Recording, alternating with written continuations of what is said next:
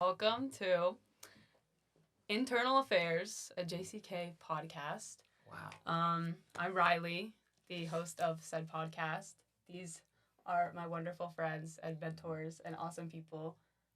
This is John, and this is Kevin, and they're my first guests because they're great. Honored to be breaking the ice. Riley, this is amazing. You're locked in Thank you, right Riley. It's a big deal. This is cool. I try my best, you know. Yeah, I can tell. Yeah, you don't just try, you do. You always Thank you. have, always will. Thank you. Yeah. So I kind of just want to say, because it's the first episode, I just kind of want to give a little introduction about me, and then also kind of saying why I started this before we get into learning all about JCK and everything that's so cool about it. But so I'm Riley. I am from Westchester, where JCK is based, and I'm a senior in high school, and JCK first came to my school a couple years ago, and they gave a presentation, and it really moved me, and I was going through my own stuff, and it kind of really stuck out to me by the way that they kind of shared their message about mental health, because it's the first time I didn't feel like I was being talked at about mental health. That's awesome. And it didn't feel like I was being lectured, and it kind of felt like I was actually really trying to be understood by these people in front of me. That feeling has only grown since. But I love podcasts. I listen to funny podcasts. That's my main thing. The stupid ones with no topic. That's the best. Yeah. And but the thing about funny people is they usually have some type of experience with mental health and whatnot, and I just love hearing people I look up to because they're funny just kind of fade in and out between talking about serious struggles that they've been through, because it makes me feel so much more validated. And I thought that I'm funny a little bit, so I was Very funny, I in a could good way. I could integrate a little bit of that into a podcast about mental health and about JCK, and yeah, so that's kind of what my goal here. And yeah, it's called Intern-al Affairs because I'm an intern at JCK. And Very I thought that was clever. funny. Love that. Yeah. Do you want to introduce yourself? Yeah, well, Riley, thank you for doing this. It's so funny. I remember you've done your research in a great way, because we used to do a podcast back in the day. It was one of my, before we started doing the foundation full time, we used to try to interview people and talk about this. Just like you're saying, some of the stories were really intense, but some of them were also, there were some funny pieces in it. And that's the beauty of mental health, right? It's trying to make it as approachable as we can. And usually it's the people with the biggest smiles that always sometimes, I don't want to say always struggle the most, but a lot of times do struggle quite a bit. And it's almost this wild kind of, I guess, dichotomy, if that's the right word, of life. Just where it's you have some people that have the brightest smiles that sometimes feel it the most, but then you also get some of the most beautiful moments too, and because you feel deeper, and that's why I think you doing this is not only so amazing, but it's creative, it's fun, and it's showing that you're putting together something that has meaning to you. And that's what life's all about, doing things that actually mean a lot to us and continuing to follow that. And that's kind of what JCK is all about in hindsight, right? Yeah. Where it's just to give, I guess, a little bit of just a background, we started the foundation in honor of my best friend, John Kelly, who is, a legend. The reason we wear these shirts, I love that you're rocking it today. Yeah, of course. And John was just the best, biggest, most pure heart of anyone I've ever met. And he struggled quite a bit with his mental health. He struggled with OCD and depression, but it's funny, I don't think of him, it's interesting, when I think back to it, I don't really think of him as someone who struggled with OCD and depression. I think of him as someone who just made me feel so happy and so safe, and that's who John was, the most pure-hearted, kind, energetic, loving human being you'll ever meet. And I think what's special about the foundation is, he lives on in all of us, and even though you guys, even you technically, that's kind of crazy that you haven't met him. I mean, I forget that myself. Yeah, a lot, because that's the thing. I as emotional as it might sound, I feel like you guys have met him, and I feel like he's here in a sense, and that's something that why John was so special is he was just someone, he went out of his way to make people feel listened to. He made people feel seen, and most importantly, he made people feel like they could be who they were. And in a world that sometimes doesn't let you do that, he was a shining star. Beautiful. Beautifully said. I don't know. Very well said. It's tough to encapsulate all of that into, you know, just a brief kind of summary like that. But yeah, that's the heart and soul of it, I think. Yeah. Mm-hmm. That's what makes it special. Absolutely. Yeah, and I think it was cool that you even said just how, you know, means a lot to me hearing how you described the first time we all met. Yeah.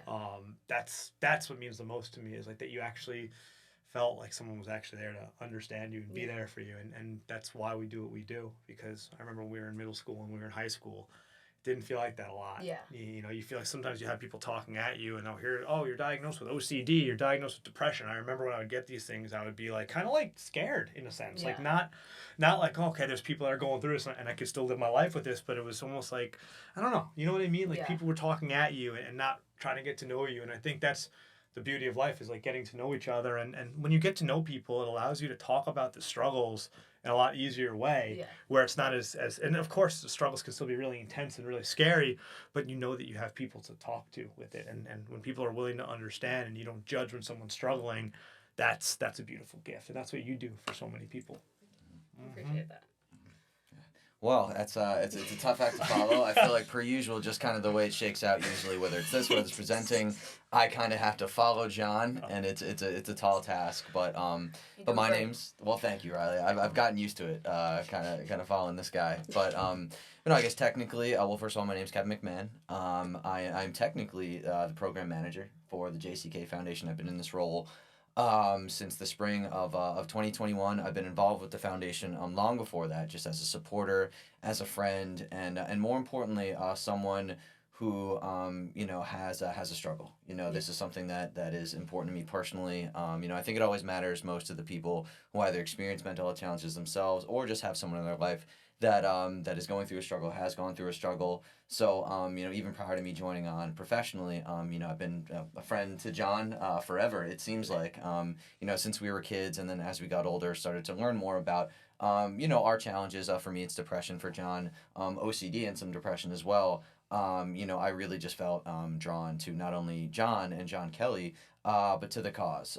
So I've spent the last couple of years, you know, just kind of traveling around, which has been so great. We've gone to so many different places. I've co-presented, you know, alongside my best friend. I've been lucky enough and, you know, blessed enough to be able to really, you know, work on my process through this work with the kids, to really share some things that are important to me and see it resonate with so many other people, you know, one of which is sitting, I should say, right here with us, you know, the wonderful Riley. And it's brought so many great people into my life. It's been, you know, such a part of my process working through, you know, my own mental health challenges. And I'm so excited to, you know, just be along for the ride. And not only that, but just start to find my voice and start to contribute in ways that I think are important and impactful. So, and including, you know, things like this, allowing young people like you to really seize the reins, you know, feel empowered to, you know, take this subject that's so scary, right? So uncomfortable, so difficult, so awkward, and kind of, you know, put a positive and approachable spin on things and to express yourself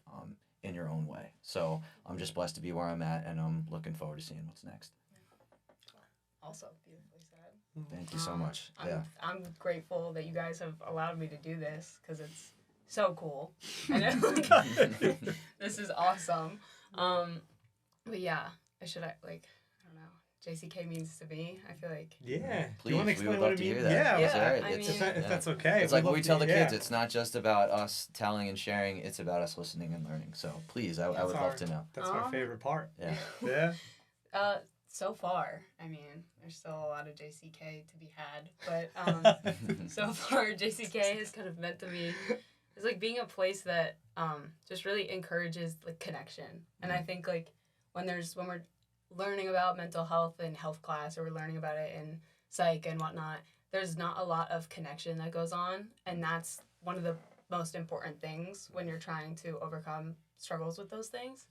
And I think JCK like draws that bridge between like the education and the connection. And I felt it when you guys presented for the first time, and I was really shy. I didn't like come up to you after, but like I thought about it a lot. And like after that, when I was going through whatever, having a hard time, I would like think about the things that you guys said. And it wasn't until like last year that I actually started like reaching out to you guys and being like, hey, because John coaches football at my school, and I got to see him almost every day Awesome. after practice, and then he's just John, and you'll see that Coach as this goes on. He is John. There's no other words Oh, really to that's so describe him, sweet. but Yeah. he was just always like there, being like, "Oh, Riley, what's up? Like legend, like Ox, like." If you know, you know. Yeah. Right? It's one of those things. And I was just like, yeah, yeah, like you know what, he's right.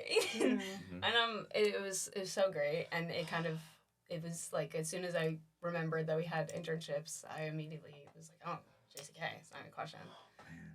And yeah, it just kind of has that draw to it that I think it's because of the people that run it. Truly, Wow, I mean, thank you.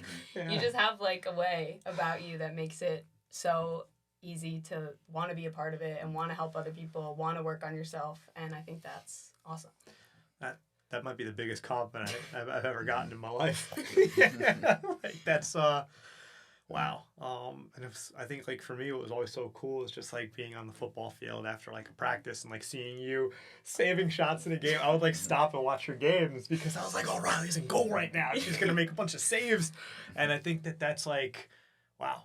That's like such a beautiful way to put it, because it's like it's just the fact that like it meant a lot. Even like what you said is like even like how hearing that helped you like want to work on yourself and want to continue to talk about these things, because wow, I didn't even realize how those small, you know what I mean, those things that were just so us, right, make such an impact. And it's funny because we say it every day in the presentation. You literally just like gave me like pretty much gave me the chills saying that. So it's a full circle moment for me, and thank you for saying that. Of course. Well, I'm here to talk. Yeah.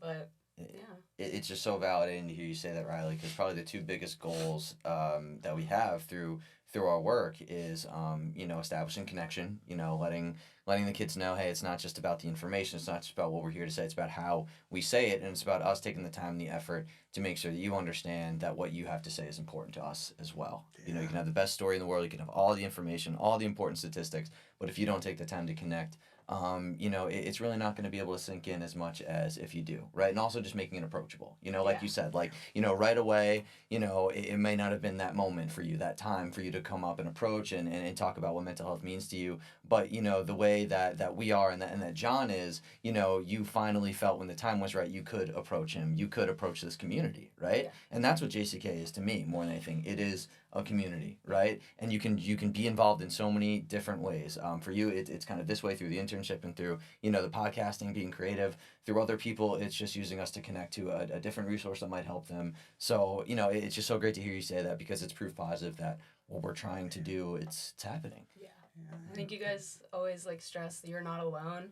And I have like a really funny example about that. But kind of, I was talking to my mom about my day when I wrote in last week. And I was kind of saying how at the end of the day, I was kind of waiting to talk to you guys. And then, but John is John. And I look over and like, he'll be talking to someone for so long. But I said to my mom, I like used these words. I said, when you were talking to John, like you're the only person that exists in that moment. That's so true. And I think that's like that's a great way to put it.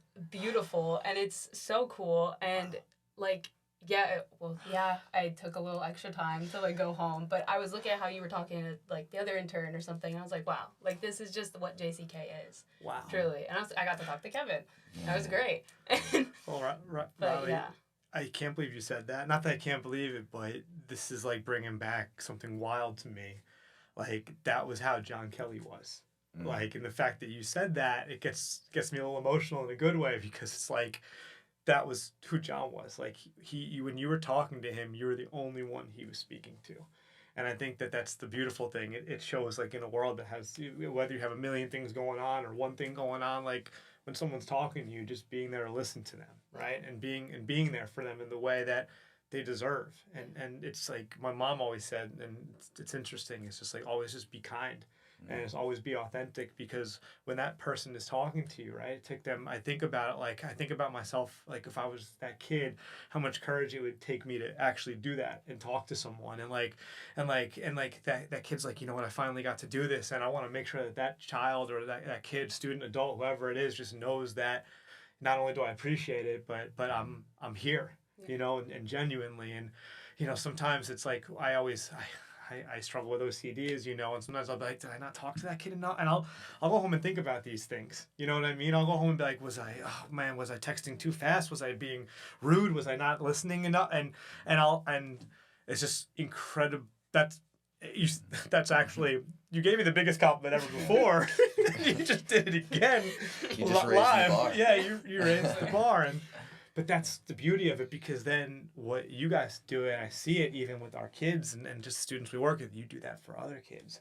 And I've noticed it with the interns, even the way you approach the students is like, even though it's scary sometimes, it's, you know, you guys, we're lucky, we've been doing this for a long time, but you guys are going in there and you're making those kids feel safe. And we've noticed it when the interns are here, our program is 1,000,000 times better. As cool as it might be when it's just us, when you guys are there and the kids see you, like, that's special, because that kid is like, wait, this is a high school senior that's like really cool and like plays sports and is really kind and has all these hobbies, and they're talking so deeply about this. Like, I can do that. Yeah. And that's the example that you guys are setting. Wow. And that's Riley right there. Yeah. And one thing that I'll just add, just in support of my buddy John, is that is so true. That when you're with John, you are with John. He is yours 100%. Everything that you're saying, he's taken, and it's the most important thing in that moment. And I just want to acknowledge how hard that is. Yeah. So John, this is every single day. Like, you know, whether we're in a presentation, at school, doing an event, even in his free time, like, I've never once seen John mail it in. I've never seen him be like, I'm gonna half-ass it today. Like, I just don't have it in me to go all the way for somebody. And that is so incredibly impressive, because, you know, I find myself, you know, just following kind of in his wake, kind of trying to follow his lead. So I know how exhausting it really can be, but that's what it takes. That's what it takes to connect. That's what it takes to live the message. And I find myself raising the bar in my own life in that way, because I'm like, John's doing it. He's raising his game every day. He's wearing his heart on his sleeve. Like, how can I, you know, be here and say these things to kids if I'm not doing the same thing? So it's a tough act to follow, but again, like, I'm able to kind of see him and use him as like a guiding light a little bit, the same way, and to bring back full circle, that you saw John Kelly doing these things and you learned how to do it from him. And that's how I see you guys doing it too. Right. And that's why it means so much to me, because the only reason I can do that is because of people like you. People like you. And that's the most beautiful part about it, is because whenever I find myself getting nervous or anxious or overwhelmed, I just think, you know, just be yourself, right? And on those days where I'm having a rough day, and, you know, there's still those days where I'll be laying in bed and the thoughts will swirl, right? But that's okay. And I think that's the most beautiful thing about it. When those thoughts do swirl, I can talk about it, you know? And I think that's the beautiful thing about it, is like, you know, the reason I'm able to do that is because I see you guys doing it. And I know how hard that is, especially knowing Kevin his whole life, knowing his struggles, and seeing Kevin go out there. Like, that's the beautiful thing about this foundation, is like, we all have gone through some stuff, you know, to put it lightly, in a sense. And like, you know, when you think back to some of those hard times, and when you see that, and you see even during Kevin's hardest times, I tell this story to the kids all the time, Kevin still went out of his way to listen to me when I had a relapse, right? When I felt like I couldn't, like Kevin talks about looking people in the eye, it was hard for me to look myself in the mirror at times. You know what I mean? Yeah. And to see him do that, and you do that with that, like, not only that smile, but like the bravery that you have, like, dude, that's what it's all about. And then you pass it along to you, and then you pass it along to someone else. And then it's like, when I see kids in school doing that, like, you see a kid smiling and sharing, it's like, I just want to let that kid know, like, yes, like, you're doing it. Like, don't stop doing that. I don't care if that kid's making fun of you right now, or they're insecure and they're not saying that. Like, you're doing it. And that's like, that's what I just want to protect that at all costs for people. Absolutely. You know? Nike was right. Yeah. You're right. There you go. See, there's the humor. Yeah. There's the humor aspect. Always. Yeah. Can I ask you a question? Is that cool? Like, how is, like, conversation. Yeah. You're right. How is, like, for you, how is, like, humor, or, you know, how has that gotten you through some of the tougher times? You don't have to share everything, just, you know, from what you're comfortable sharing. Well, for me, it's kind of some things, like, I've gone through, like, parent grief, and like having to mourn the loss of like a parent, which is not something that a lot of people my age can say. And I think, like, it's kind of aged me in a way because I'm like, I could look at a bunch of adults in my life and be like, oh, we do have that in common, actually. I do know what not exactly what you're feeling, obviously, but like that, it's kind of weird that you have that kind of overlap. That commonality, Yeah. But some things are just like so ridiculous to hear as like a child that like it's funny. Like it really is funny. Like you that like to me at least. Because if you don't laugh at it, it's kind of like, well, this sucks. Like if this happened and I can't make a joke and I can't make someone else smile or I can't like kill a room completely, like I actually know exactly what you mean. And I love doing that, and I think it's funny and it's hilarious when I kill a room and everybody's like, oh my god. It's a great way to break the tension, like, you know, when something. I'm like laughing, I'm dying laughing. I'm like, oh my god, this is so funny. You guys just don't want to laugh. I'm like, you're scared. You're scared to laugh. How about you just laugh? But sometimes there's that tension, right? And it's like, you know, hey, if I'm feeling like I can make a joke about it, let me bring that levity to everybody else, right? You know, and that's such a gift, you know, because again, like you allow other people to kind of join in, you know, the way that you cope, right? Yeah. And it's so subjective, you know, it's so unbelievably like arrogant to tell someone how they should grieve or how they should experience trauma. So, you know, if humor's your thing and that's healthy for you, like just let people join in that. And I think that's an amazing tool that you've developed for yourself. It's incredibly brave. Like that's something about you, Riley, ever since the day I met you. And it's interesting because I'll never forget one of the players on my team. He was like, you know, Riley wants to reach out to the foundation. And I'm so just so glad that you did, because now it's like, it's full circle moment. Yeah. And it's interesting, my sister, when you met my sister, she came to the presentation and she actually was like, man, Riley, she gets it. Like she like, you remind me a lot of her, like just the way that you're able to take some tough situations and not only use that to help other people, but like making other people around you feel comfortable. And you're always like, when you're having conversations with people, you're always fully invested. And that's something that is such a gift. And like, it was interesting that my sister came up to me afterwards because she had such a great day. Like that was so special about that. That was the first time my sister's really been around for all this, because she's always so busy, and she was like, this is so cool, John, like this is so again, talk about like an amazing kid. Like my sister she's the best. And it was amazing because that's what she said. I remember just vividly about you, like Riley just seems like she understands things, you know what I mean? And she's like, I can't believe she's a high school senior. And I was like, it's pretty amazing when you get to know a lot of these students. It's because you guys have so much brilliance in you, and sometimes as like, you know, sometimes as adults, people don't always realize that. And it was so cool for my sister, because my sister did realize that, because she's been around forever and seen the work that we do. But for her to see it firsthand, and for her to just like be like, oh my gosh, like I would have been best friends with Riley. Like, how cool is that? You know what I mean? Yeah, and that's just like, and it's so cool. And that was just like another thing, even though it's a little off topic, is being able to have my sister there and being able to see her just like helping you guys and connect with you guys. That was awesome. Being able to share it, you know, with the people that matter to you. My sister was at my very first presentation. I was so incredibly anxious and nervous, and every time I felt like I lost my train of thought, or that kids weren't quite listening, and that insecurity and that anxiety and that depression was kind of creeping in, you know, just having someone there to kind of lock in on and just kind of bring me back to center. That's so great, and I'm glad that you and Lisa were able to share that. And I'm not surprised that she had those things to say about Riley. Friends. Yeah, you guys, literally kindred spirits for sure. You guys both have been the stars of the sports teams too. Oh yeah, because it's like not to mention that great. You guys teammates. have everything. You have the kindness, right? You have the athleticism, right? And you guys are just leaders. Absolutely. By the way, when I coached against Riley in basketball, oh my god, I forgot about that. And that was one of the games I was at. I was very. I was very confused. I didn't quite know who to root for, right? I was very conflicted. Yeah. I remember I even texted Riley. I messaged her after the game because I get really anxious when I coach against students that I know and that I care about, because when you're coaching, you're very passionate, and you said one of the nicest things to me ever. I don't even know if you remember this, but I was having a little moment with my OCD. I was like, was I too much during the game?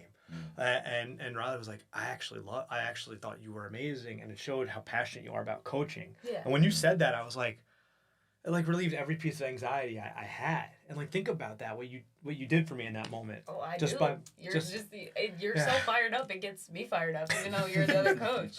Like, Passion's passion. yeah. On either side of the line. It's for the know? sport. It It's, is. Absolutely. And it's for you guys, and that's why it's so hard when you coach against people. Yeah. But then it's also like it's so cool, like 'cause even when I lose, it's like, well, you guys win. You know what I mean? Yeah. And then I win because I feel, you know what I mean? It's just It's a win-win situation. Yeah. that was something I wanted to give you a shout out for because Thank you you. probably don't. I don't even know if you. Like, that was something you probably didn't even know expect. If I remember. Yeah. And I remember it so vividly because, again, those things that you might think are really, really small, right? That meant everything to me because my OCD sometimes, again, it attacks the things you care about. And I care so deeply about the relationships I have with students, right? Yeah. And just being able to help other people. Like, for me, I can't do something if it's hurting someone. You know what I mean? It just doesn't, I don't know. It attacks me. So when you said that was something I'll never forget. Yeah, the validation is so important, because I know how that, it's so cruel, John's OCD, just come from a friend's perspective, just like kind of having like a seat in the passenger seat, if you will, to struggles with OCD. It's so incredibly cruel because it like picks on the things that he cares about deeply, right? So, it makes me so upset that something so pure and something you love so much, like your OCD, could try to take that away. But sometimes it takes like someone from the outside who kind of not understand. I won't say that because again, like it's John's journey, just like it's my journey, it's your journey, but someone who can empathize and who's willing to kind of see it from that perspective to give you that outside validation that no, like you were fine. That is your mental illness. Not to minimize it because it's so painful and it's so hard, but that's something that we can figure out a way to kind of rise above that. Yeah.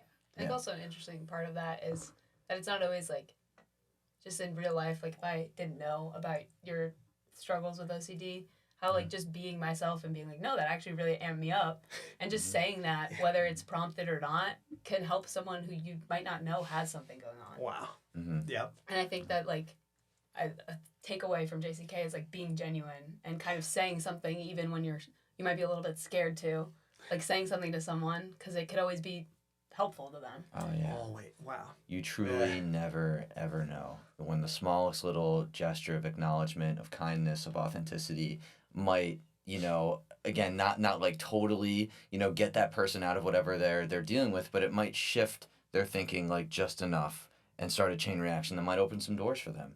And like we tell the kids, those things, they usually take no effort, and it could mean everything to someone who's really struggling like in that moment, right? Yeah. So and that's exciting, I think, if you think about it. Like you never know when the smallest little thing, the smallest acknowledgement, like John having a conversation with someone in the hallway at Rhineck, asking them about their volleyball game, might, really kind of help further, their journey, and I think the ripple effects that we can see from that are amazing. And when you think about the ones that we can't see, that we're never going to see, that just like blows my mind. Mm-hmm. And that's what gets me really excited about just the work in general. Yeah. I think also with you guys, like even just me as one of the examples of that is like the fact that I didn't come up to you after like the presentation that meant like so much to me.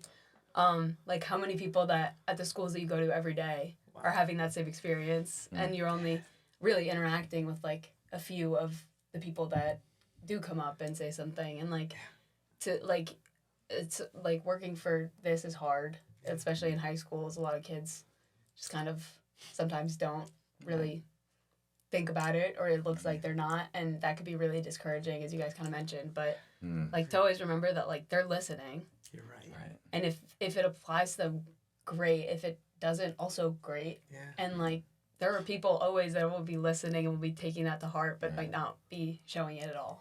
But, I think sometimes it's just like, even though it may seem, I mean, beautiful, Riley, is per usual, just nailing the head. But I think, my gut reaction, and I'm sure you'll agree, John, is that I do get discouraged. I do get upset when I'm, putting this stuff out there, whether it's personal or whether it's just something that I want, the kids to pay attention to, if I don't think they're giving it the attention and the respect. Like my gut reaction, like any human being, is to get upset, to get mad, to get angry, to feel defensive, to feel insecure, right? But I have to remember, that it might just not be their time right now to get it, right?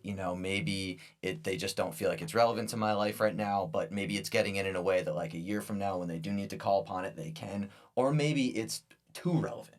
It's hitting too close to home, And, like me and John know all too well, sometimes the easiest coping mechanism is to either tune it out, to make a joke about it, or to just do anything to deflect that it is meaning something to you. So again, you see me, like sometimes I'm ready to be like, and I get my adult voice on sometimes especially when I feel like some kids are taking away the experience from someone else.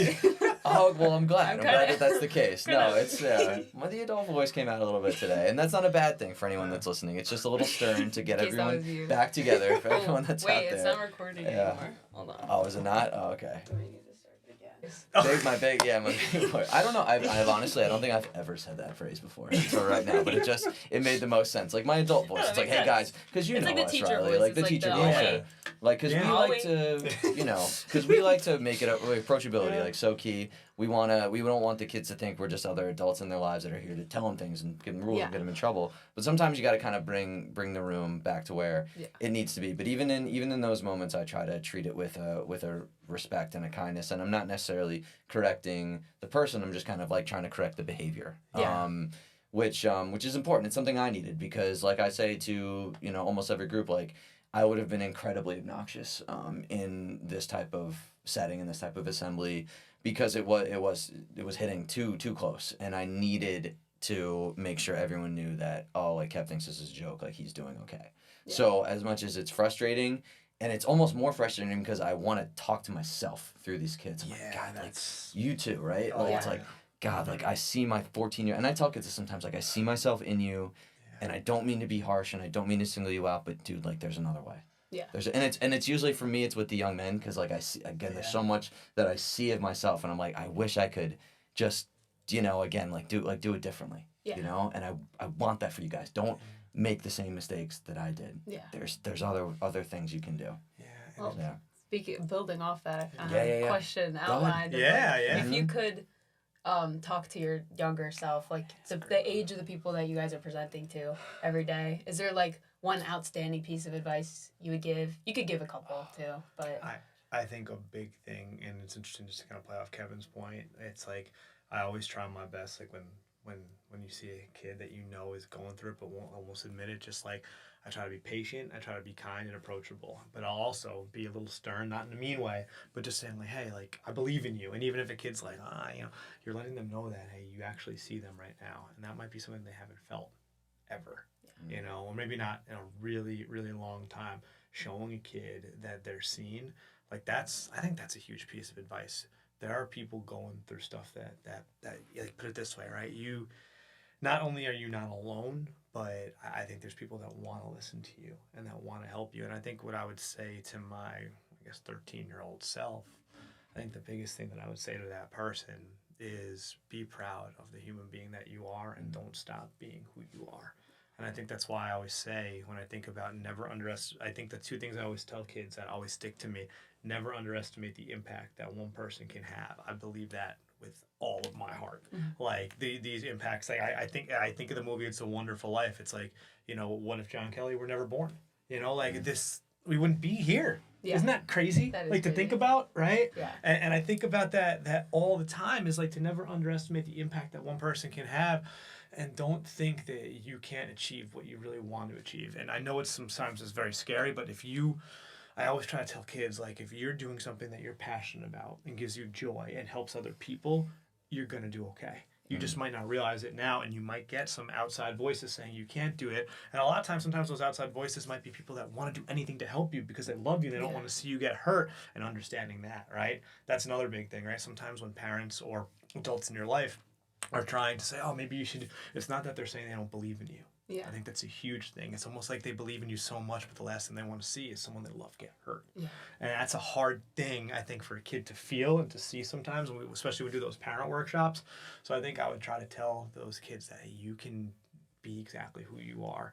And it's not easy. And if people make fun of you, that's okay, right? Yeah. And try not to understand that's coming from their insecurity, not from who you are. And that would be something I would tell my young self. Just trust yourself and be kind and be you, because you're going to help a lot of people if you do that. And there were those times where I wasn't able to do that, when I struggled a bit with, I told you a little about my addiction, and I was just kind of pushing away and just letting yourself be who you are. I think that's the biggest thing I would say. Even though it's hard, but trying. Just giving Even yourself if, that shot. Even if in that moment you're kind of like in progress. You know Exactly. What I mean? I think that's the most important part. Exactly. And we're always in progress. Yeah. And that's the beautiful thing. I'm still in progress. I talk to Kevin like about struggles I have all the time, but that's a beautiful thing, right? I was like, I know it's so necessary. And like, I know I struggle with this. I talk to my therapist, like, I know I should do this a little bit more, but I'm not doing it. But you're feeling it. And I think having the, what's the word? Like the humbleness in a sense to, or like to say, okay, let me take a breath, right? It's gonna, you might not be perfect right now, but it's okay to not be perfect and keep just trying every. Yeah. Exactly. Revolutionary. Nobody's perfect. Should coin that. Write it down. You guys are very funny. Wait, nobody take that. Just crossfire. Nobody take that. Yeah. I'll be really upset. Like, we're gonna cease and desist anyone who takes that idea. Yeah, all right, you're done. Hearing from us. Man. But oh my God, I think about this a lot. It's funny, like in this project that we're about to release on Friday. Free shameless plug. We got a project coming out that's really great, but a lot of it was a series of interviews. And you asked me this question, John, and I froze. And I'm not totally satisfied with the answer that I gave, because I just couldn't really. It's funny. I think about it all the time, and I think what it boils down to is I let my insecurities just totally control every aspect of my life. I was so afraid of not fitting in, because forget acceptance, because like we were talking about today, I actually had a conversation with someone about this. Like acceptance is being vulnerable enough to show people who you really are, and then giving them the opportunity to accept all of that. And fitting in is going into a situation and thinking to yourself, okay, what version of myself can I be to best be liked in this situation, right? Huge difference. And I was totally in the fitting in camp.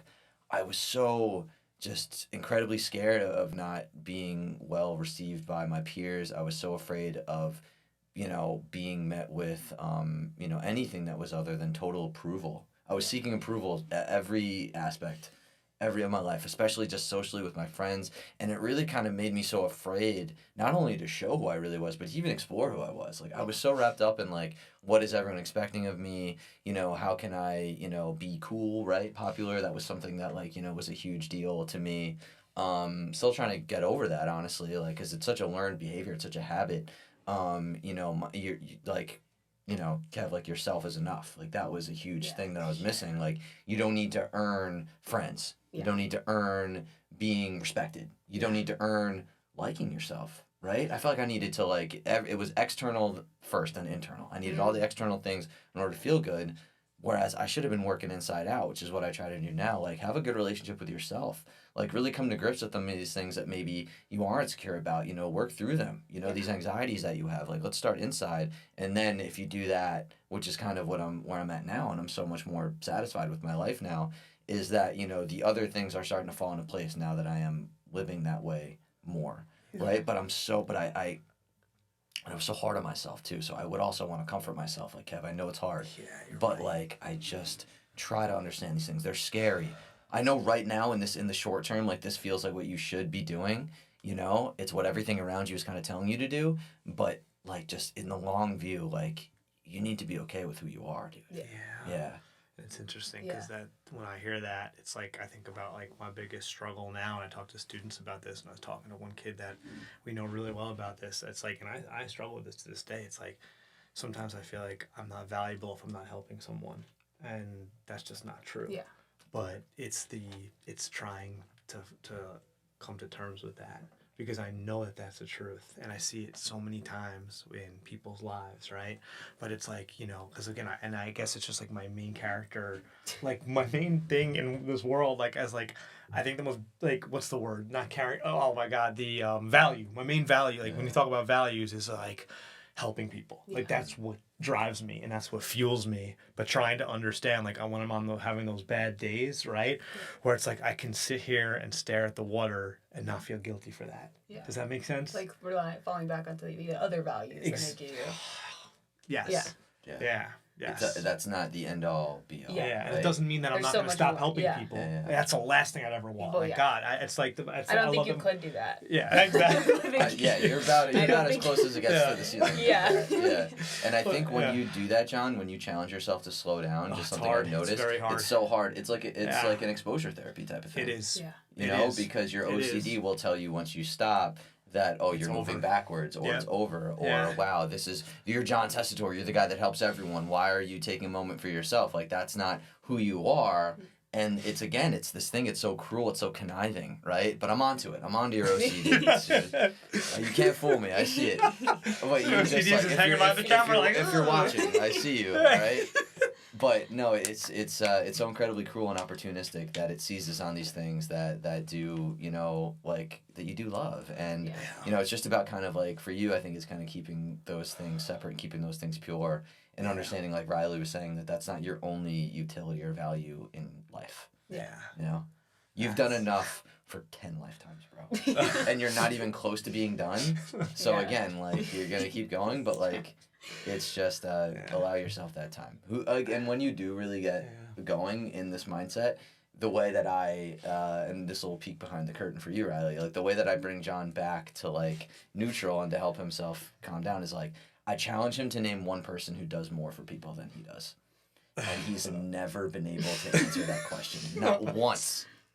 And it's the truth. And I think we need to, part of like, not to get too technical, but DBT, like we both know a lot about it. It's like, show me the evidence, right? You have this thought, you have this mindset, show me the evidence of if that's true. And if you can't, maybe it isn't. Yeah. Right? Yeah. And so the evidence, of you doing so much, it's always there. And any evidence to the contrary, I haven't seen it. And it's kind of wild because I think that's what I also tell my 7th grade self, but that's something that my 34-year-old self still hasn't fully figured out yet. Yeah.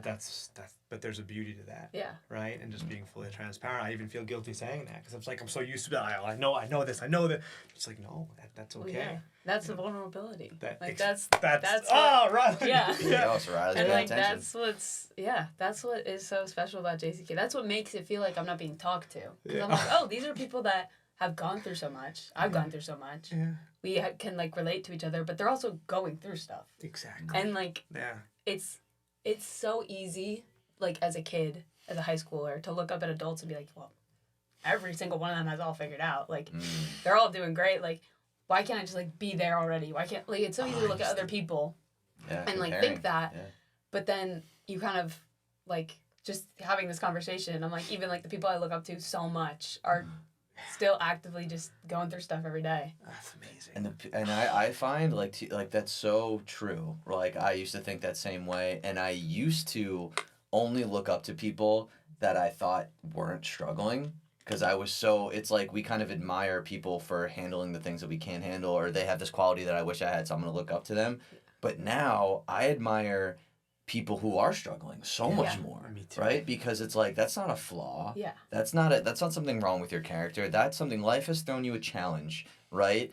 And that's something that, in addition to all the other stuff that everyone else has going on, you have this, like, it's like an extra assignment that you have to do, right? And like, I admire so much the people who are able to not only handle that with kind of grace and get through it, but also they're able to be vulnerable about it and talk about it, right? There's no shame in having these things at all, right? And I admire the people who can live that way instead of the people who have it all figured out. Spoiler alert. Yeah, nobody else all figured out. It's almost cruel sometimes. Like, I'll be scrolling through like social media, and I'll see someone, and I'm like, wow, that looks awesome. And then I'm like, why are you pretending to be perfect? Like, actually, like, or even like people in normal life. Like, I know what's going on with you because I talk to you, but you're like on your posting up like it's all perfect and great. And like, yeah, I totally get it. I get it because I do that too. I think everyone who has a social media account.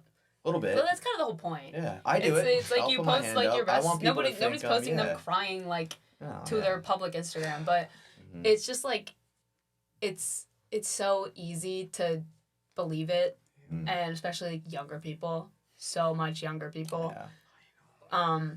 With just like social media and everything, it's so easy to be like, well, these are the people that I need to look up to because they're just all doing great all the time. They're like flexing and they're this and that, and it's just it's worrisome.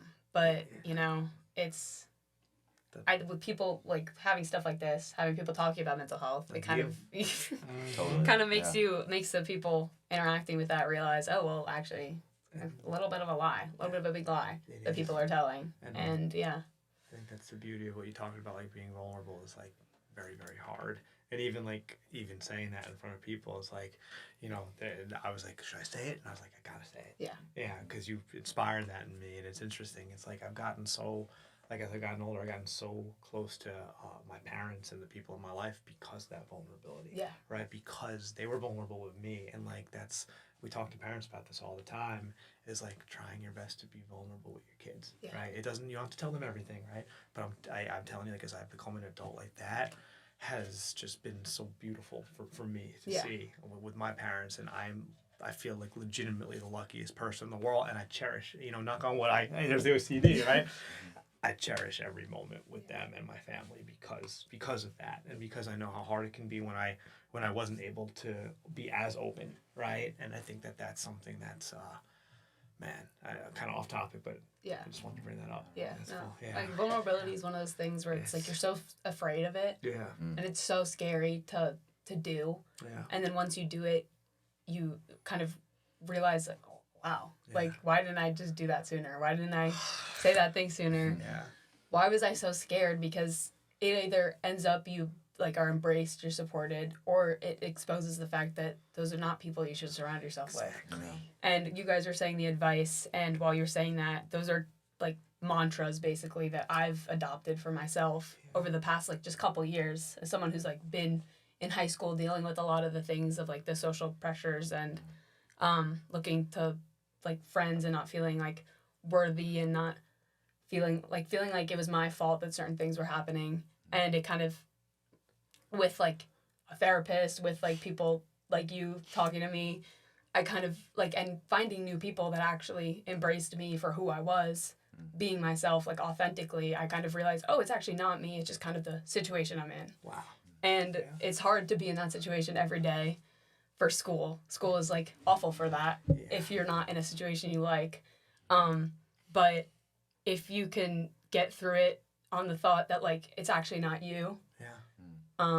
And you could find an outlet anywhere, like with people, whether it's like online, somewhere else, like just finding someone, at least one person. It is awesome. It's great. And it's a lot of it is just waiting sometimes, especially when you're younger. There's situations you can't control. There's people you can't control. You can't control like what you're doing every day because you can't drive. You can't. Yeah, there's all sorts of limitations. You're little.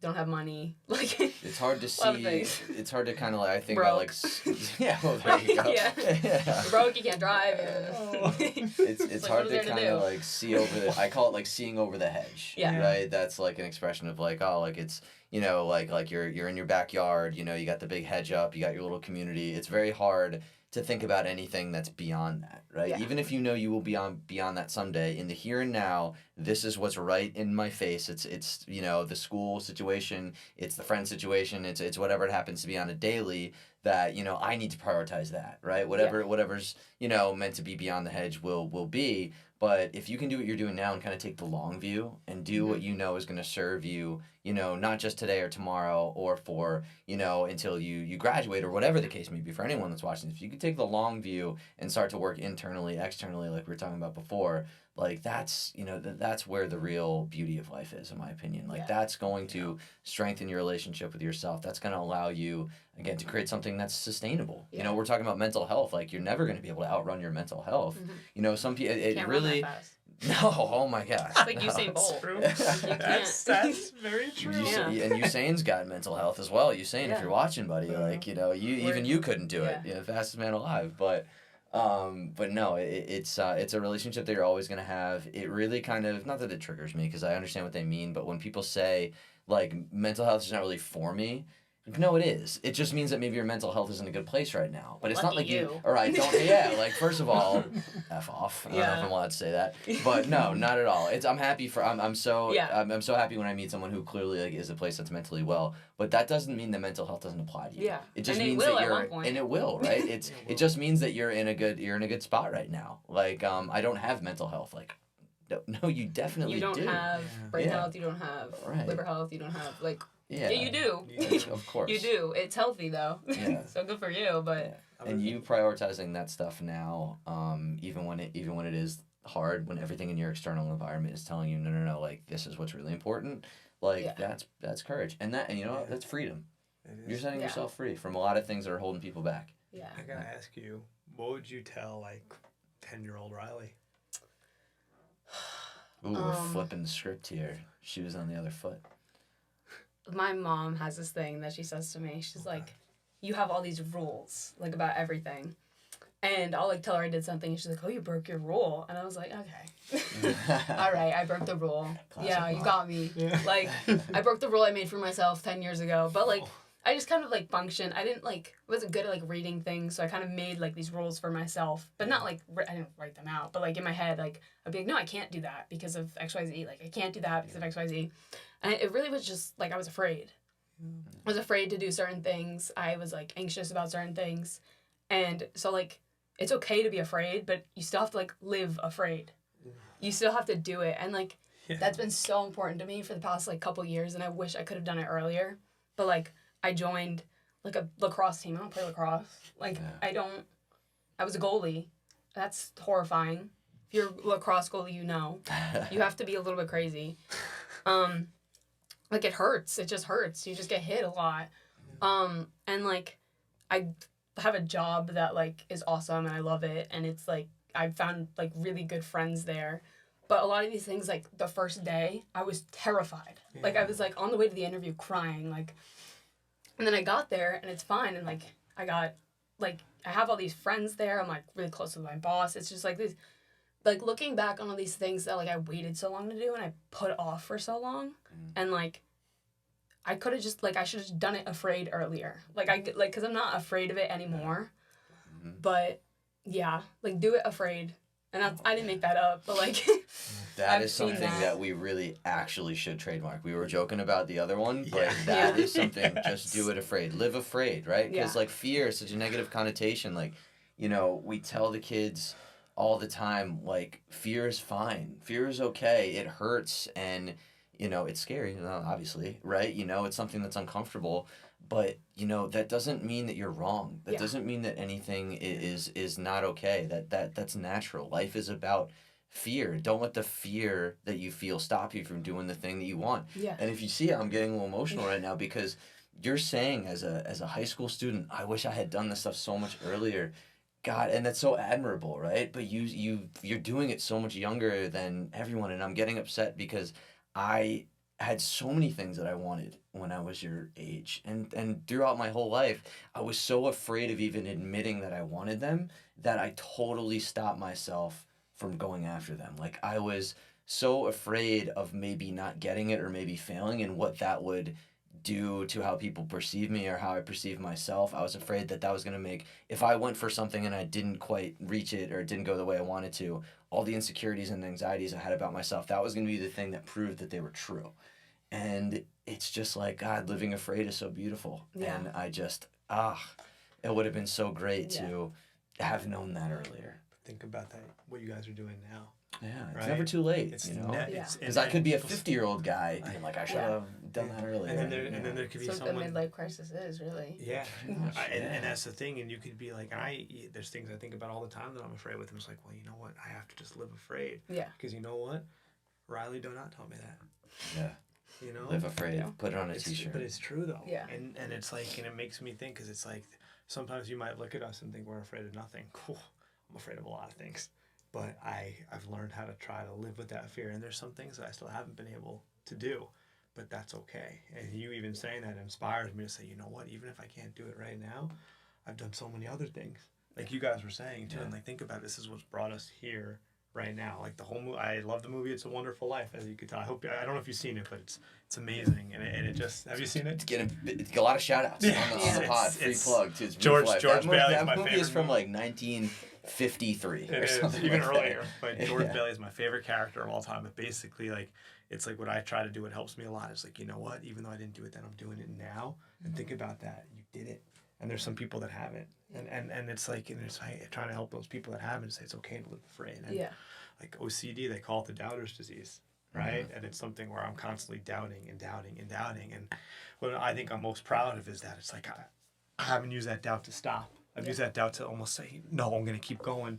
And then it's like, if I never did that, I never would have been coaching the football team at Rhinebeck, which I love so much. And I love seeing those kids, like you see how I am with them. It's just like, I just get so excited just to see them happy and to see, and to know that, hey, now they're going to bring that joy to someone else. And that's what, like, I think what you were saying, Kev, with like, you know, because it's emotional, because everyone has regrets, Yeah. right? But I think at the same time, it's like we're still here right now, Yeah. and we're making the most of it, and that's why this brings back to one more point, because it's all coming full circle. It's like I think one of the reasons why I love conversations with people, and every conversation I take so seriously, and Yeah. it means the world to me, is because when you're doing that, right, you're actually fully taking everything in, and I get to say, you know what, I had a full conversation. I'm so grateful. Like I have an opportunity, not to get corny or cliche, but it's like I have an opportunity to actually talk to someone today. And there were times in my life where I couldn't even get out of like my own head in my own room, and it's like I'm just gonna make the most of this, because you never know what that's gonna do. Not only for that person, right? But then it's also like, you know what, that's gonna do that for that person. It's gonna do it for someone else. And then when I'm going in one of those spirals, it's like, you know, I can do this. You know what I mean? And there's nothing better for me than being able to just enjoy that. And it's like, and you see me, I take photos of everything, and it's kind of an OCD thing, I think. But at the same time, it's like, I don't want to forget how this feels. I don't want to forget how this feels. I don't want to forget how this feels. You know what I mean? I do. Yeah. So it's You have the video. yeah. You're right. Say No that. worries. Yeah, sometimes it drives me wild, because it's almost like I'm almost too in touch, if that makes sense. Yeah. But at the same time, it's like it allows me to just fully live, and then learning how now to reflect that's the next step for me. Dude, no, it's I get on you sometimes about the photos, and you know that's part of my anxiousness. And the crazy thing about me and John is to know us is to understand how different we are, but that's like sometimes it's difficult, right? But I think it's given us an opportunity just to learn so much, you know, from all of our differences. And another thing that's kind of off topic, but it just occurred to me that one of my heroes, you know, Bill Walton, he just passed away. It's really sad and it's really unfortunate. But I've been listening to a lot of people like talk about him and his life. And one thing that almost every person said was that guy, every moment, like he was just in it. Like he just tried to get every ounce of life and of happiness and of joy and of just experience, even the bad stuff, of every moment that he had the opportunity to have. And like, that's you, man. Like that is you. And as much as sometimes my anxiety tells me like to not do that, to not take advantage of an experience because of all the things that might happen, like the fear. I gotta live in that fear a little bit more. Yeah. Right. I gotta take back the fear, I guess you could say. I just never want to lose the beauty, and it's like when we're giving a presentation in Wyoming, or I'm in a place, it's like we're here, like I can't lose this, I never want this to go away. And you know, that's one thing that my OCD attacks, right? It's like if I don't do this, it's gonna go away. And sometimes I get very compulsive, and sometimes I act irrationally because like I have to do this or else something bad's gonna happen. But at the same time, it's like just trying to enjoy those moments, because then I look back at them and I'm like, wow, I really did. And that's something that's so cool, because then you get to meet some of the best people in the world, and you start realizing it's not just meeting the best people in the world, but it also helps you bring out people and let people feel like they can be themselves. And then you realize this is awesome. Like I think every person is the best person when they're just them, like actually them, right? Everybody can be the best person in the world. Yeah. Like, Whoa. that. Chills. Yeah. Oh my God. But that's exactly what I was thinking. Great. Yeah. But it's true. Wow. Overcome yeah. the moment there. I think like the thing about like doing things even if you're scared, like if you're afraid, you're already expecting the worst. So you know what can happen, but you're prepared, you know what I mean? Like you're going into it expecting that. And like it's good to have like higher expectations about things, but when you're going out and like putting yourself out there doing something, like if you're scared, like you're already expecting the worst. So, like you could be surprised. Like what are the chances that the very worst thing happens? That's the crux of anxiety. Yeah. But sometimes it's just like you gotta grab that. You gotta be like, you know what, you're coming with me, because we're doing this, and you're not staying home. Yeah. Like it's funny. Some of the best experiences I've ever had have been things that it was the last thing I wanted to do at the time. Me too. Yeah. And then you just, you know, like our whole big story about me finally emerging from my room in the throes of my depression and having a conversation with this guy who I knew was just going to be bringing the most energy, the most positivity, and I just felt like I wasn't ready for that, but like I needed it, you know? And so I kind of flipped the fear in that moment. And that's just one example of so many. And it's not always going to happen. So, you know, the next time I'm afraid and I buckle, right? And I kind of fold and I'm like, you know what, I just can't. that's okay as well. Yeah. Totally, But I'm going to forgive myself for that, and I'm going to try my best to learn from it and take the next opportunity. Yeah. Right? Yeah. Because sometimes we live too much in that. I can't Yeah. forgive myself in that. And we tell the kids this all the time. That's where it really adds up. We're Yeah. all going to make mistakes. We're not always going to be able to live in the moment fully. Yeah. But that's why we're here, right? And Don't I let think that mistake become 2 mistakes, become 10 mistakes. Yeah. Yeah. Right? And even if it's 35 mistakes, Yeah. okay, well, you know, not to diminish it, but it's like, okay, that's 35. Well, now here we go. It's okay. Like, that's a part of it. That's what your mind's going to try to do. Oh, it's 35, so it's going to be 70. But it's not. Yeah. And I think that's the beautiful. I struggle with that sometimes. Like, I didn't reach out to that person. I didn't say that no, this is it. I've ruined everything. And then, like you said, that's the crux of the OCD. That's the crux of the anxiety. And getting really deep today. Yeah. In the best way. It's awesome. In the best possible Bro, way. you're a natural. Really? Oh my God, this is the best. Like, this is the best. I didn't even consider this an interview. This is like real Well, life. this is a podcast. You're right. Get it right. You're right. Well, and speaking of, like, you know, just kind of seizing the fear, like, I'm sure Yeah, this how do you was feel? scary. Oh yeah. You know, So is scary what I probably did right as now. soon as Yeah. I came up with this idea is I told every single person I knew. Mm. Because I said I'm gonna chicken out. I'm not gonna do it. I'm gonna be like, wait, never mind. There's a lot of work. Like I don't wanna do that because you know ADHD is not Yep. easy No, to not at navigate. all. With organizing anything. It's very hard. It's also why we're doing it this week, not last week. That's great. But we're here. We're here. But I like immediately, and this was in the winter. My whole basketball team, I was like, guys, I'm starting a podcast for JCK, and they're like, oh, cool. Like, what is it gonna be about? I'm like, mental health. Like, come on. Duh. And then I would What just else? start like, literally like I would force myself to think about it.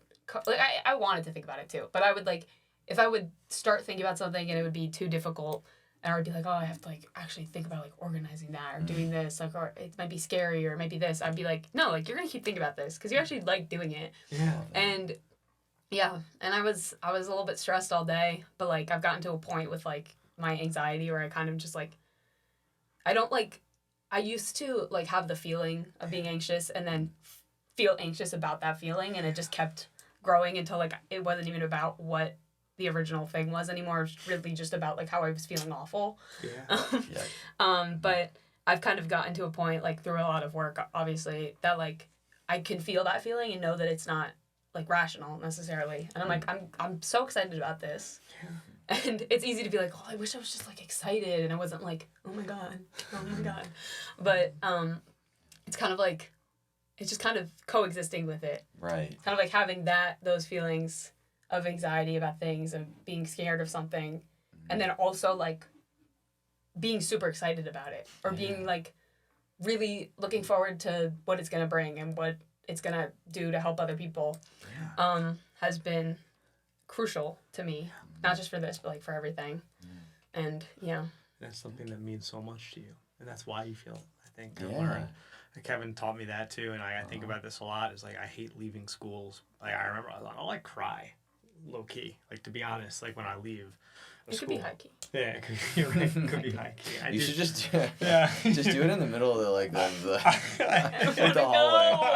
I don't I'll just want be like to. calming people down like as part of John's Just experience. We're not gonna drop. judge. We're gonna let him do his thing. Because it's Yeah. like you said though, because it's something that means so much, and it's like you took advantage of it and you loved it so much, and I was like, man, I just want to be back. I just want to see those kids again, and I want to just like experience this. When I went to Mount Markham, I remember I was just like, That was a big one for you. it Yeah. was on John's anniversary.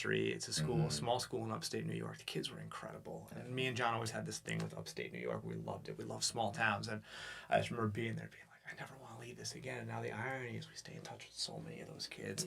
We stay in touch with the woman that brought us in. She's incredible, and now we're going back, and it's like, and I always think it's gonna go away. This is the end. It's not the end. Yeah. And that's the thing I always have to try to tell myself, even if it feels like the end. I think that's the crux, like you were saying, of anxiety. And it's like, I don't want to put myself out there because what if I fail? It took me a while to even release this project that we're doing on Friday. And now I'm releasing it because I'm so afraid, well, I put so much into it. What if it doesn't do what I want? You just got to let it be. Like we say in the project, you just got to let it be. And then just let it be because it's going to help someone. And it's you. And it's you. Yeah. That's what matters, you know? The anxiety is also it's also just a reminder that something is important to you. Yeah. You know, if you had been kind of like looking forward to this, but not really anxious, like whatever. Is it recording? Oh, to conk out again. No. Oh boy. How long? I don't think it was off for that long. No. No. Probably no less than like. Yeah. While you were gone, it was on. I'm pretty sure. Yeah.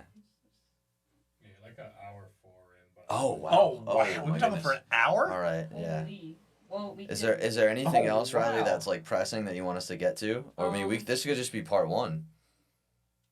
We can always have part 2. Yeah, you I know. mean, Hopefully we keep this going. I mean, hopefully this kinda- continues for a long time.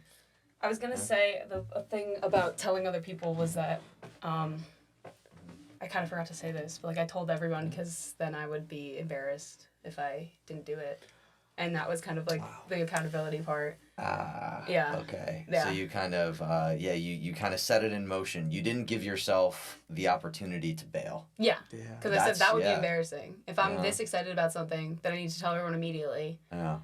But I'm also choosing to tell them because if I don't, then like I might not do it. It's like the point of no return. Yeah, because I Can't know go back. myself, and I know that I could like rationalize myself out of it if I'm too stressed out or too anxious, or I'm like I'll think of some reason not to do it. Sure. Yeah. But I can't. That nothing I could come up with will like overcome the fact that I told a bunch of people about something. That's very like teenage girl of me, but I feel like use those things. I You know, think like use them. Yeah. I think it's incredibly mature Yeah. to know yourself in that way enough to have an awareness that like I know this about myself. I know that it's negative. I know it's kind of self-destructive. So I'm going to put, you know, some kind of things in place to prevent me from behaving, you know, or not behaving, but like acting in that way, Yeah. like sabotaging myself. Yeah. Yeah.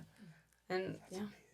And it inspires me because I was getting so nervous about this project too. And we have the same doubts, Mm-hmm. right? And it's like, but you did it, and now you don't even realize that this is gonna help. There might be someone that you never met before that's gonna look at you. There could be like some 7th grader at Rhinite that's like, oh my God, you see what Riley did? Mm-hmm. How cool is that? Like, there's gonna be someone that looks up to you because of this, and you help them, and then think about what they're gonna that chain effect. The same way that when you walk to that assembly for the first time, right? That you're gonna give that to someone just from this.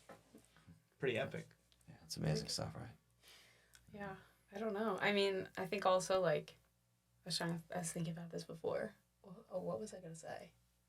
It was that in like high school when you're younger in high school. I mean, obviously certain situations have certain stakes, whatnot, but like thinking back, like even a year ago or 2 years ago, things that I was so worried about, never that deep, never that deep, and like.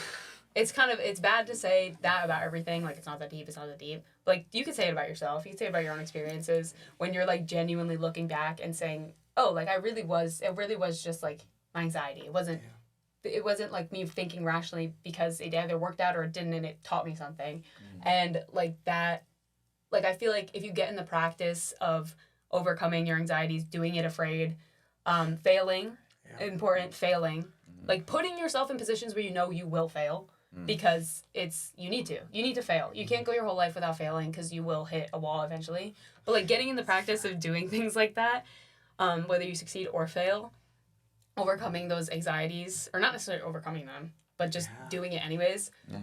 Like when you get older and the stakes are higher and there's like money involved and there's something else involved and there's more people involved, like at a job or something, like it'll feel more natural and you'll be able to do it and it won't be as crippling to deal with that. And that's kind of what I think about sometimes when I do stuff and it feels like it weighs so much and it feels like so much bad can go wrong if I like make a mistake or if I fail. I kind of am like, well, I'm doing it. Like I'm doing it. I'm forcing myself to do it and it like works out fine. It does it, whatever. But like, I can't imagine like people who have never really like been through that or never really failed at something or like down the line how bigger the stakes are. I don't know. I just No, I think it's kind of like you're kind of practicing. Yeah. Right? Practicing failing. You're practicing failing because it's a part of life, it's inescapable. And on the other side of the fence, like if you do manage to escape failure, what are you really doing? Are you really growing? I would probably say that those people aren't, right? If they even exist. So no, you kind of think about this stuff now, it's really setting yourself up for success in the long term, right? Yeah. And you're learning about yourself. You learn about yourself through failing, through screwing things up, through going for one thing and then ending up somewhere else. Yeah. That's something that I'm still learning how to do. I'm so scared to do anything that I'm not totally comfortable with, that it prevents me from finding things out about myself that I might really enjoy. Yeah. Failure to grow is still failure. And you're So if reminding you're trying to yourself, avoid yeah. stuff that you think you're gonna fail at, you're still failing at growing and bettering yourself. It allows you. It allows you to exist. Yeah. You know what I mean? It allows you to actually move around. And there's so many failures in life that you start realizing you're doing so much good. And it even thinks back. I'm like, thank God that I actually like took that jump. And when I was in Kevin Farrington and other Kevin's room 13 years ago, and we said, let's start the softball tournament to honor our best friend, and now we're here. Yeah. Like that blows my mind sometimes, but it's thank God we did that. Yeah. That little action, right? That's. Yeah, I think I was scared to actually get help for my depression because I was scared of failing that too. You know, I was like, it's easier just to like let it overcome me and not even try because, you know, if I fail, that's going to be one more reason for me to just really, for me to not like myself very much, you know? And, you know, through that, you know, I've learned that like the next time it does get bad or it does get hard, because it's always going to be hard, that I can overcome it. I've already proven to myself, right? The way that you're proving you can handle failure, the way that you're proving to yourself that you might be great at something if you just give it a shot. Yeah. You might love it. You know, you're proving that to yourself, right? Evidence-based, like we talked about before. This is something that I know, and that helps move you forward. Not to get too deep on you. Didn't know I'd be okay at podcasting, but... Oh, you're the goat. Pretty more than okay. Yeah. I feel amazing. Yeah. This is all, I mean... I feel awesome. I feel awesome. I'm glad we all feel awesome. Whoa. Yeah. Oh, sorry. Oh. I don't feel awesome. I get knocked out to end it. We were doing so well, and then John headbutted the camera with the mic, and then my little nephew always headbutts. It's so cute. He's adorable. Cam, he just goes. So it's like he'll be on the pod. You know, years from now. We call him Cambello. Cambello? Yeah. A little Italian. Yeah. I mean, I would love to keep talking, but I feel like I don't even know if we can. Should I mean? Give me 1 second. I actually do have to. Speaking of something that I'm afraid to do, I told a friend of mine. Without naming names, he's someone who I had no idea was struggling, but is, and he reached out to me to talk. And I'm so scared to do it because I'm scared that, you know, I'm gonna give him bad advice, or you know, it's gonna make it worse for him, or you know, I'm finally there's like the imposter syndrome, like see, like you couldn't help, you know, X with his problems, like that you're a fraud, right? So I have a couple more minutes and then I gotta go. One more long day. One more thing that again I'm gonna try to flip my fear a little bit on that one for sure. I mean that's awesome. Mm-hmm. Yeah. You're gonna do amazing. Yeah. Hope so. Because I'm gonna try. Yeah. That's it. Exactly. And that's amazing enough. Yeah. Mm-hmm. That's everything. Trying. Showing up. Showing up. Showing up. Being consistent. Yeah. It's okay to say the wrong thing too sometimes. Mm-hmm. It is. Everyone says the wrong thing, like at least 50 times a day, probably. Oh yeah. And the wrong thing isn't a bad thing. Confirmed statistic. 50 times a day, you're saying the wrong thing. What even is the wrong thing? Exactly. You know, if you think about it, if your intention is good, even something that maybe comes out the wrong way or doesn't have the intended effect, it's a positive thing. It can be. Yeah. Well. We did it. Do we have any part? Oh, should we talk about like the Legends Network? Sure. If you made it this far, if you're here. Yeah, let's plug it. You want to talk about it? Yeah, no, the network is great. Again, we talked about community, kind of at the outset when we were explaining, you know, just everything that this foundation is, and the Legends Network is just one other aspect of the community. It's a group of students, student legends, who you know, Riley being one of the early adopters to the Legends Club. It's a little online community. We have meetings every other Thursday via Zoom. Kids who have been through the program, who have really taken to the message and to the foundation the way that Riley has, opportunity for them to meet online, you know, with obviously myself, John, and Sydney Moratis, who, you know, big shout out to Sydney. She's the third member of the crew. She'll be here next week. Oh, yes. You'll meet her. Mm-hmm. You guys are going to love Sydney. Talk about a heart of gold. Awesome. Just the greatest. It's kind of her baby, and it's a place, again, it's via Zoom. It's a way for the kids not only to kind of like dive deeper into some mental health topics, you know, some things that we just don't get a chance to really, you know, get as in depth with in the classroom and through the programs. But also just, you know, meet other kids that they would have never had the opportunity to meet, you know, create some friendships with some like-minded individuals, and also just a safe space to talk about whatever is going on in their lives, with people that they care about, that they know have their best interests. So it's wonderful. It's grown so much. I mean, since we started, it's gone, international, honestly. Yes. We've had kids from some of our programs in Sweden come join us. Shout out Sweden. Shout out Sweden. Yes, absolutely. Shout out Suzanne Gavin. Oh, yeah. Suzanne Utgang. Gavin. Shout out to Utgang Suzanne gang. Gavin and Eric Williams, the early adopters. Absolutely. Yeah. But it's, if there are any students who are watching this, who would like to join, all the information can be found on our Instagram. We always post about when we'll be meeting. We post the link. We post what you can expect when you come, and we just want to keep growing because it's honestly one of the things I'm probably the most proud of that we do. Yeah. Mm-hmm. I think also this podcast, Student Legend Network is great from all the times that I've been there, but I think also there's a lot of integration with like JCK and athletics, and a lot of people, there's conflicts a lot of the time. Yeah. Like I know I haven't been to as many as I would love to have been on, but that's kind of also the motivation for making this podcast, because it's like a way to be in touch with JCK and have something to listen to, whether you're listening to a part or the full thing. Shout out if you are. But it's like just more of the message, more of what you guys do, and you can watch it whenever you want. You're doing it. That's amazing. I love that you did that too, because it's like you said, it's like gives people a chance to watch it whenever they need. And like one of the questions that you asked, like what you want viewers to get out of this, and I think like one of the biggest things is just be who you are. Yeah. Like you were saying, like no thought is too dark to share. Right, having these conversations is a beautiful thing, and sometimes it's like it might be get so deep, sometimes it might just be a laugh, but just being able to feel more connected and feeling more like yourself, like that's everything, and that's something that I think it's interesting. We hit so many things today. Yeah. Oh my God, it's beautiful. So great intro episode. This is the best interview podcast. There we go again. Yeah. Internal Affairs. Internal Affairs. Internal Affairs. Yeah. Wow, honored to have been the first guest. First guest, honestly, because this is a great thing, Riley, and keep doing it. Yeah. Speaking of sports, I had to wear the Legends Bowl T-shirt. Two favorite places. Yes, absolutely. No favorites. Well, that's true. Yeah, but two places that do mean a lot to us. Where I grew up, and where we coach football. Absolutely. We won't say favorite, but we'll say two places that are close to home. Absolutely. Yeah. Colliding of worlds. But Riley, this has been amazing. You are such an example of everything that we stand for, and so proud of you. We're so proud. Thank you Unbelievably so much. proud. This was amazing. Yeah, and thank you for having the courage to do this, and thank you. I'm so glad you told your basketball teammates that you were doing this, because here we are. Here we are. Thank you. Thank you to my basketball team. Shout out to you. Shout out to the Panthers. To the Panthers. Yeah. Also, I want to have can we put this on YouTube? Yeah, absolutely. Okay. If you want to talk about anything specifically, or you want me to talk about something, or you want a specific guest or any question, please comment it, because I want to make these to help people, and I need guidance on that, because I don't know what everyone's going through. But yeah, so please do so. That would be great.